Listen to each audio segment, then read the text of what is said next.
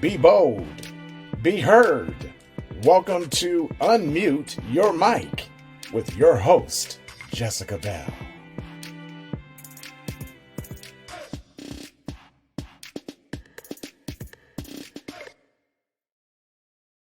The views, information, or opinions expressed during the podcast are solely those of the individuals involved and do not necessarily represent those of Unmute Your Mic. Hello, everybody. Welcome to another episode of Unmute Your Mic. My name is Jessica Bell. I am your host from Kansas City, Missouri, as always. And today I'm really excited for us all to talk to Megan Johnson. She is currently way far away, and I'm going to let her share with you her location. But it's very exciting to be able to have conversations with people who have experienced a different way of life than we have. And so, Megan, if you could just introduce yourself and tell us a little bit about you.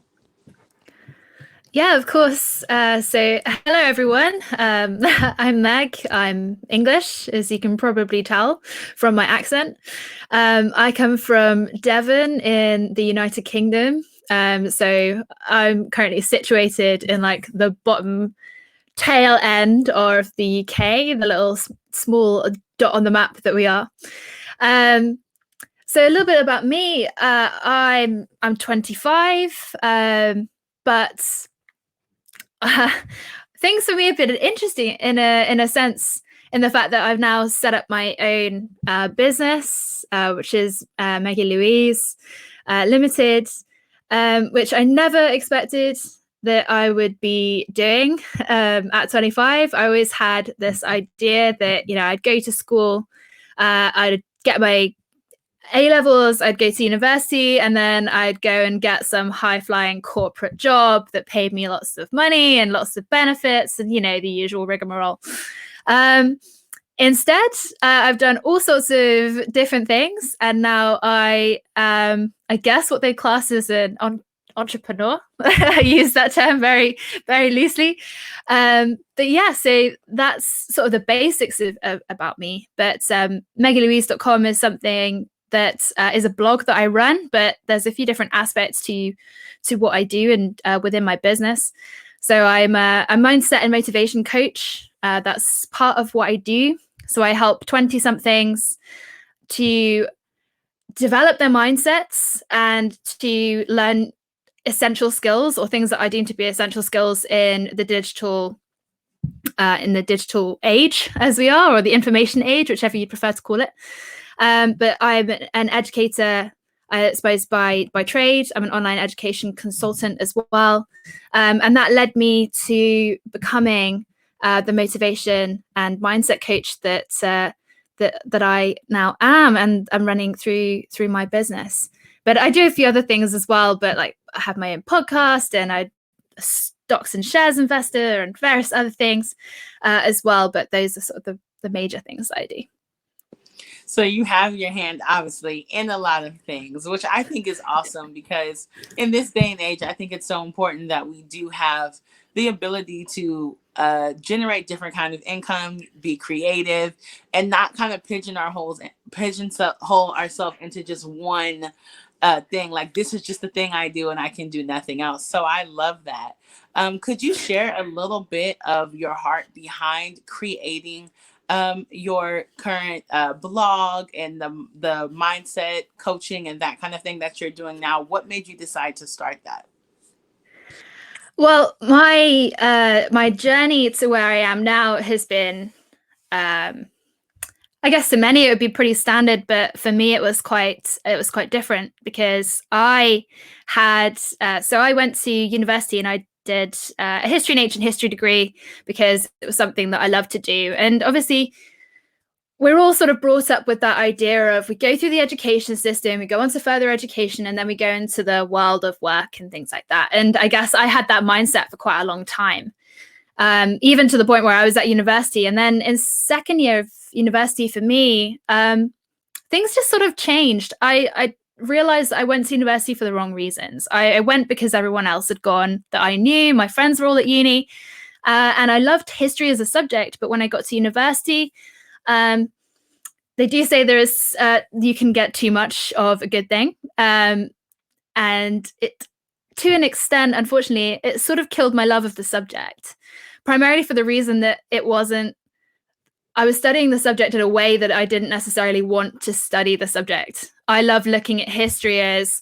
a series of cause and causal events that happen. And it's, things that have happened before. You can see that pattern of things happening again and things like that. And at university, when you study history, that's not always the way they want you to see things. They want you to sort of focus a lot. And unfortunately, I became quite, I'm not sure if depressed is the right word. I wasn't clinically depressed, but it certainly made me sort of go, what am I doing here? Why am I doing this? And it was at that point that I sort of realized, you know what, I'm a very goal motivated person.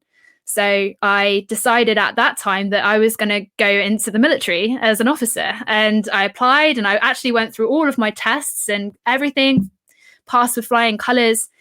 And interestingly, I got to the end of my degree and I was set on that path for 6 months. I was like, I'm going to go into the military as an officer and all this sort of stuff. And then something just sort of changed. I ended up applying to become an online education consultant, teaching English online at that time. And I realized what my passion was. Something in my head just sort of triggered, and I realized, you know what, I love teaching and I'm actually good at it. Whether that sounds arrogant or not, but I thought, I'm actually good at this. I'm getting really good ratings. I'm getting students who want to work with me more and more often. And my confidence sort of grew, and I eventually ended up, much to my own confusion, applying to do a master's in education and going back into the education system to then further my knowledge more. But it was at that time that, I realized education was my passion.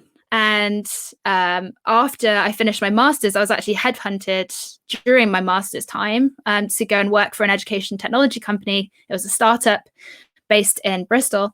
And I worked with them for about 7 months doing all sorts of stuff. And I learned so much. I did product management, project management, you name it. I mean, I thrown in the deep end in many ways, doing things that were totally outside my remit. But it was at that time I realized, wow, I'm so much more capable than I thought I was. Whether that's managing people, whether that's coming up with product ideas, working as a team, and all these different things in sort of the, startup corporate world.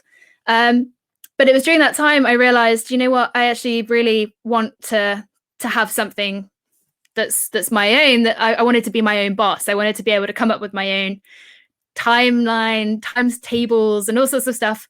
I sort of wanted to leave the 9 to 5. So that was where I was in March of this year, last year, in 2020, and then the pandemic hit.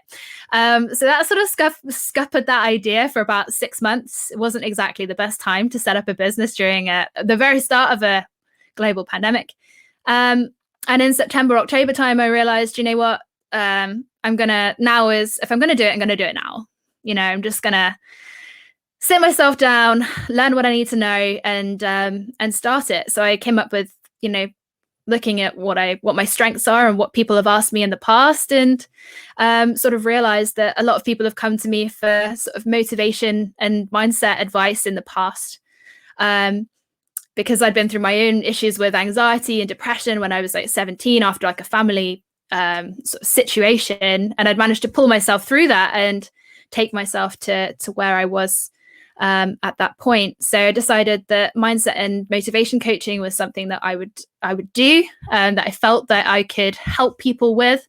And that's where Maggie Louise Limited came into the picture late in that year. And MaggieLouise.com is the blog that I run, and that's sort of come as they're integrated, but they're slightly different. So the blog essentially is to help people to learn about what I call the 3 I's of investing. So investing in your health, investing in your wealth, and investing in your future. And that's what my blog is all about, teaching anybody who wants to learn, the best ways to invest in those 3 things.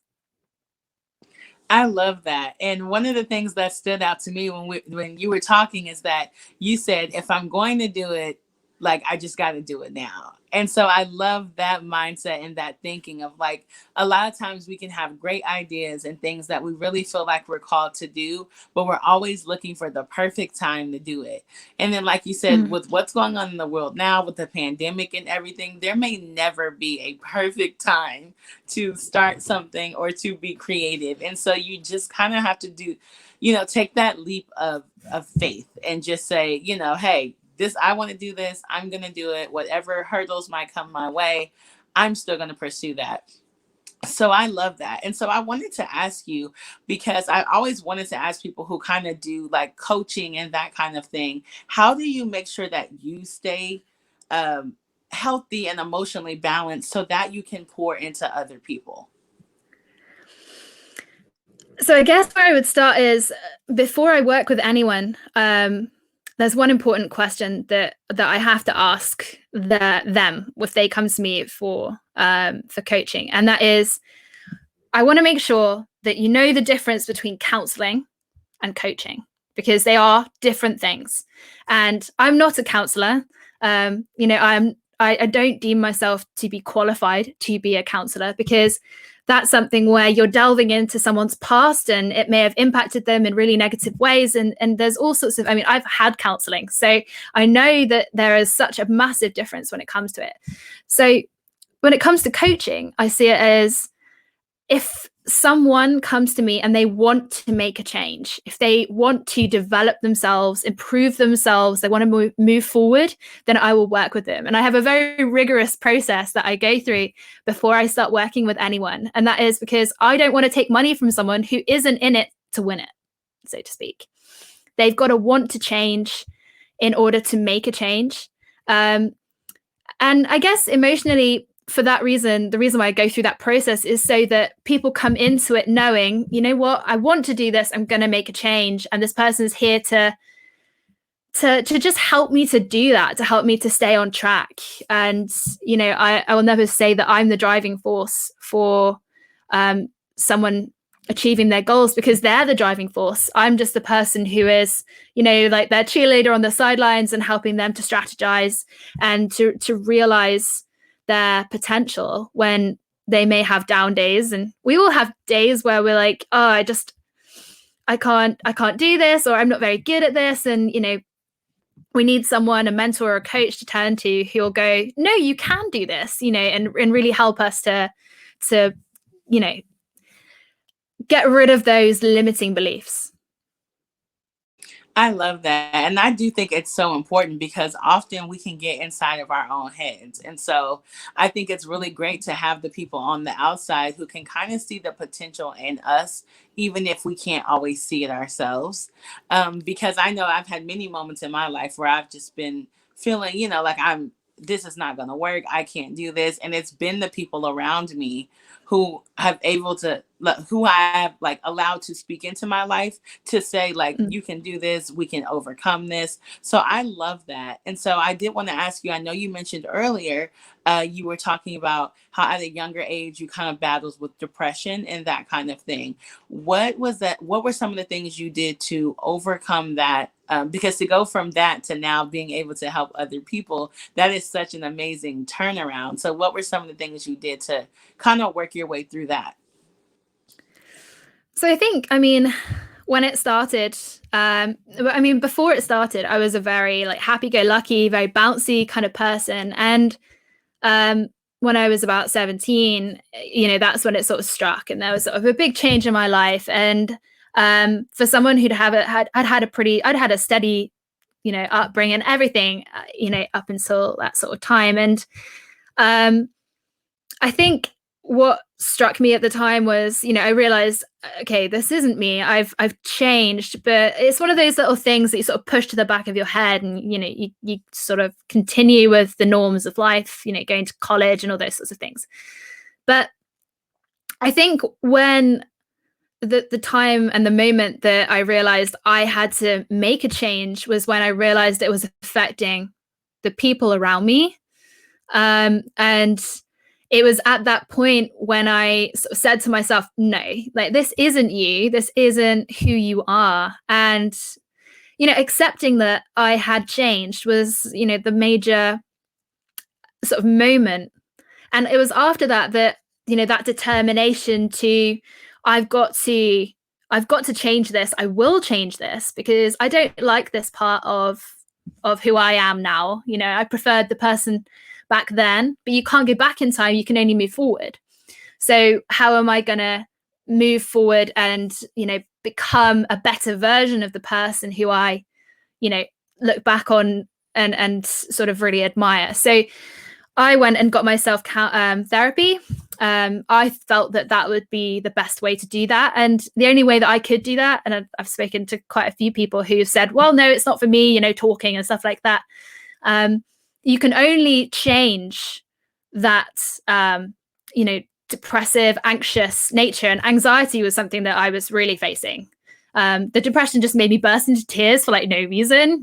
Someone took the last cookie for no reason. But it was the anxiety that really was starting to affect me and impact my life as a whole and the people around me. So I then went and got therapy, and I paid for it myself. I had a side job and I paid for it myself because I knew that if I went on the NHS, it would just take too long because I wasn't a severe case, and I wanted so much to get rid of it and move on with my life at that time. So I went and got therapy. That was one of the things that I did, and it was such a good choice to make. A lot of people think that it's a weakness, but it's not. If you are accepting that you need help and you're willing to change it, then get all the help that you can. That's just one avenue, but I think there's like 3 or 4 ways, that personally I helped myself get through it. And one was therapy. The second was throwing myself into my learning. So I kept learning things. I kept up my motivation, and I did the things that I really enjoyed. And mental stamina was a real savior for me, I think. Keeping my brain busy, learning like all sorts of wacky things, whether it was picking up a law textbook or something like that. It was keeping my mind busy, helped me to move through that anxiety and start to sort of bring it under control. The third thing I would say is physical fitness. I made sure that I went and I kept healthy. So if I felt like I was getting angry or upset, I would go out for like a 4 or 6 mile run. And I got very fit at that time, which was good. So physical fitness is definitely a really important way of getting through that and getting control of it. But I think the last one for me, the last thing that that really helped me to get through was my friends around me, and having a support network who were there for me and who I knew, if I needed to sit down and cry and talk to them about it, that they would be there. So I would think those 4 things are probably the most important ways that I sort of got through that. If you are just now tuning in to this week's episode of Unmute Your Mic, my name is Jessica Bell. I'm your host from Kansas City, Missouri, and we are currently talking to Meg Johnson from the UK. Keep tuning in. And those are all so important, because really what I'm hearing you saying is how important it is to have a plan in place in order to help yourself not only succeed, but to get through something. I think so often we want to do things alone, or so often we're like, oh, I got this, or I'll figure it out. But, as you mentioned, going to therapy or counseling and physical fitness. And I know I've heard a lot about how important it is to, as you're trying to keep your mind healthy, to also keep your body healthy, so that you're not you don't want to be going through like depression and anxiety and then have health issues and then, and to have all of those things. So I think that is so important that you mention those, because I think often we don't always think about what other things need to be done compared to just saying, I'm going to get through this and I'm going to make it. I also loved when you shared about how it actually takes strength to realize you need help. And I wish that more of the society, even the younger generation, realize that it's not weakness to say, hey, like, this is something I'm struggling with and I don't want to do it alone. And so if you could just speak a little bit maybe on that, how was it to to decide to, like, reach out to your network or reach out to a professional to say, hey, I see where I want to be and I'm not where I'm at. What was that process for you? Was it easy? Was there any fear involved? I mean, I think there's always going to be an element of fear when it comes to anything to do with, particularly when it comes to do with mental health, because unfortunately there is a stigma. And it was something that I think for me, it was so unusual because, as I say, I had a very normal upbringing, a very good upbringing. I came from a household which was, quite privileged, to be honest with you. We went on holiday once, twice a year, like every year. I had a phone when I was like 12. I mean, it wasn't an Apple iPhone or anything like that, but it was, I had those things. And I think, to be honest, everyone, I think, jumps to the idea that if you have a mental health issue, I know that a lot of people choose to go down the medical route in the first. It's the first port of call that they will go on something like antidepressants, or they'll go on some form of medication. And for me, that was just a no-go. I'd never been on, I think I'd barely taken that many aspirins and things like that when I was younger. I was always very, very fit and healthy, very active. And I mean, I got cuts and scrapes and things all the time, fell off my bike at like 25 miles an hour. I was like, oh, it's fine. I'll muddle through. It'll be okay. So when it came to my mental health, it was something that I was, possibly, some people would say to my detriment, that I was stubborn not to take medication. But because of that, it has meant that I'm far healthier mentally now for not having done that in the past, and a lot of the time the forward thinking isn't there when people start taking medication for their anxiety and for their depression. And some people really need it. I would never say that people should never ever take it. Some people do need it, but for me, I was no, I'm not going to go on that. So that was why I became a bit of almost like a health freak, I guess you might say. But really, I was just being really healthy, and I was just being really good to my body.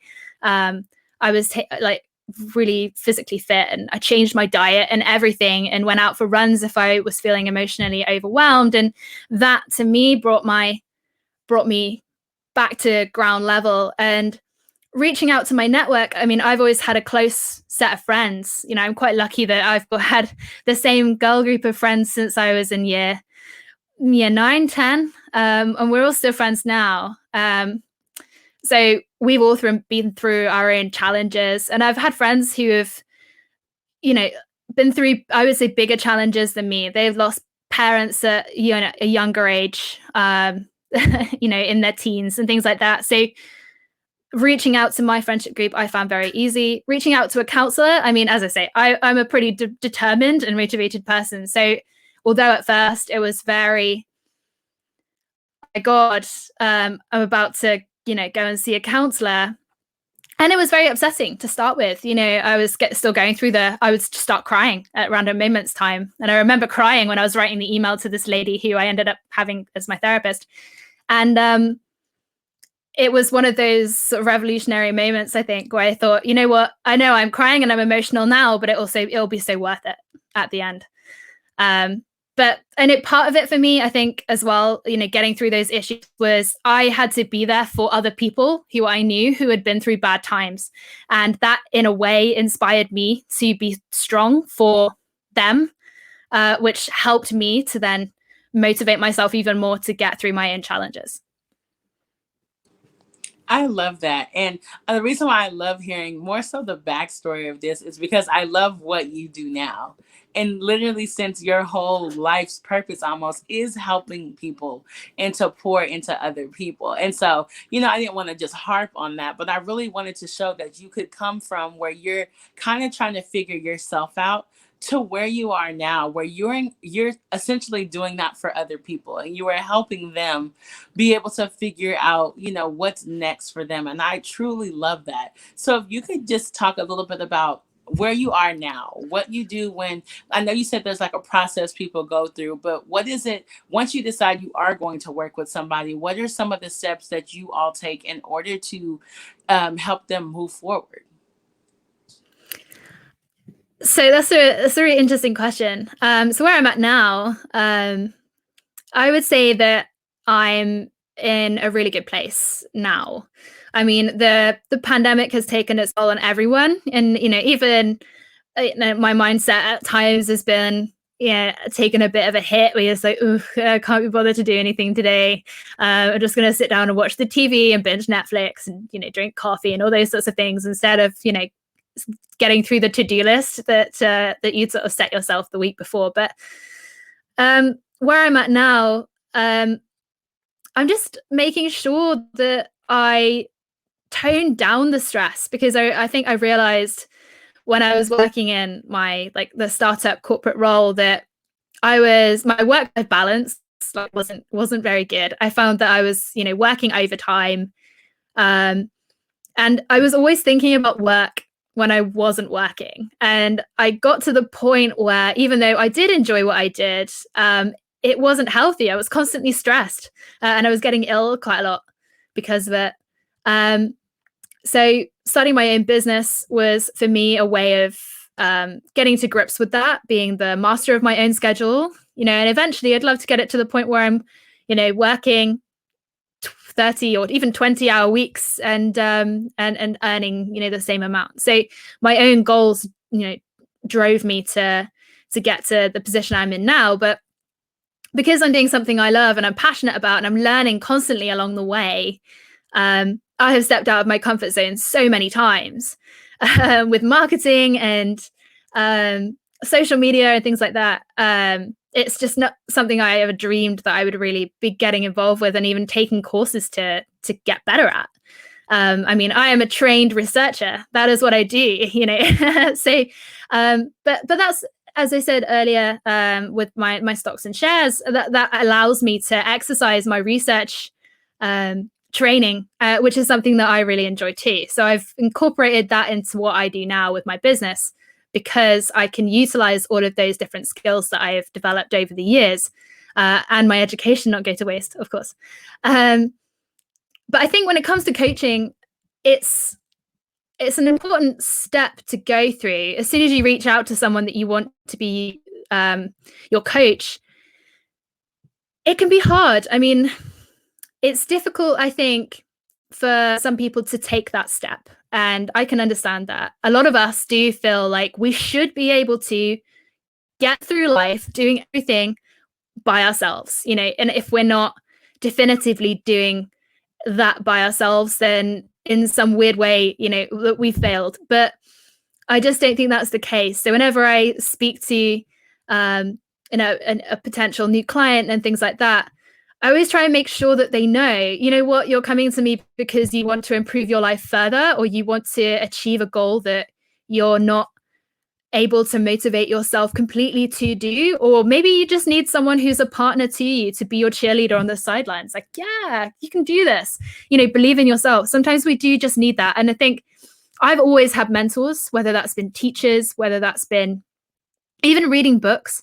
I've always found making and creating mentors for myself very easy. And I think we need to make sure that as a step in our lives and to achieve what we are capable of and our full potential, we need to be able to step outside our comfort zone and, say, okay, I need someone to help me.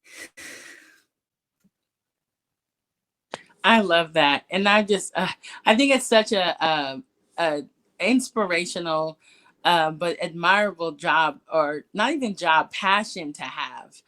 Because I think everybody needs those people who are willing to, kind of pour into other people to help them become who they're supposed to be. And so I just love your story. I'm so honored that you decided to share on my podcast today, because when we were talking before, it's so interesting when you talk to people and you just get to see where they come from, how they've gotten to where they are. And I'm really excited to see what your story looks like moving forward. Like you said, you were still so young. So I know that you are going to continue to impact people. And so I just want to thank you again for sharing on my platform. It has been an honor to get to know you better. And I just want to thank you. It has been great. Thank you so much for having me. It's been lovely to meet you, and it was a great honor to be asked to be on your podcast. Thank you. Thank you. And I just want to thank everybody for watching another episode of Unmute Your Mic. I'm your host, as always, from Kansas City, Missouri, and we'll talk to you soon. Thank you, Meg. Thanks. Bye. Thank you for tuning in to another episode of Unmute Your Mic. As always, I am your host, Jessica Bell, and I truly appreciate all the love and support so far. It was a pleasure to interview Meg Johnson from the UK. Please make sure to stay connected with Unmute Your Mic. You can find us on YouTube, Facebook, Apple Podcasts, and Spotify. Please like, subscribe, share, and continuing to support Unmute Your Mic. Thank you for tuning in. As always, be bold, be brave, and continue to speak your truth. Thank you for tuning in to Unmute Your Mic. Be sure to tune in next time when Jessica takes her mic off mute as she continues her journey to find stories that inspire and uplift our communities.